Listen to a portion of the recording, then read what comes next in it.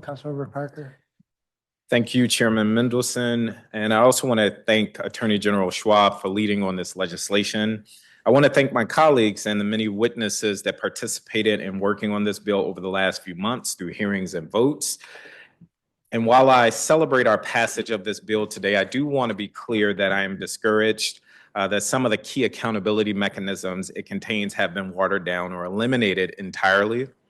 While the blame for that lies prominently with the executive, I cannot help but feel that we share some responsibility in that too. I think we have been unfortunately susceptible to fear-mongering and misleading readings of earlier versions of the bill. I suspect that the result will be fewer improvements for youth in DRS's custody and less progress on public safety.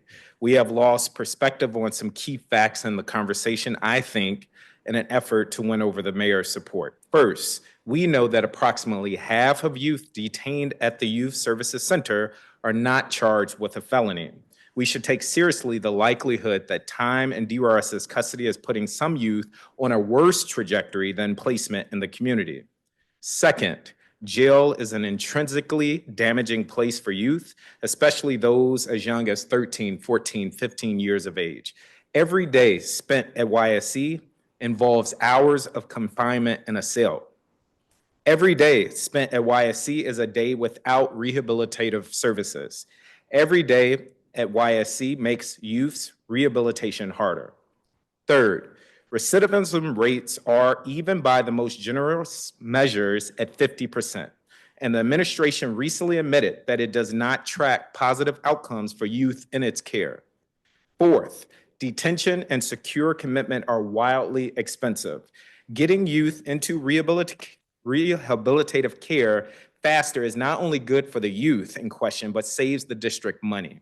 And with roughly a $90 million budget, there are ways we can both reduce crime, put youth on a path towards rehabilitation, and save money. To be clear, I am not suggesting that confinement of youth can never be justified, but I am saying that any extra day spent at YSC makes our job harder. It creates additional traumas that makes rehabilitation harder.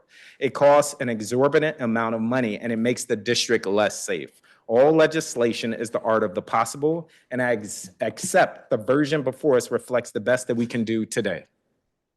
But my commitment to youth and the city, especially those who are struggling, is to hold DRS to a higher standard. We can and should impose more stringent accountability measures if the agency cannot improve key performance metrics, including reducing the time the youth are awaiting placement at YSC. So again, Mr. Chairman, I want to thank you.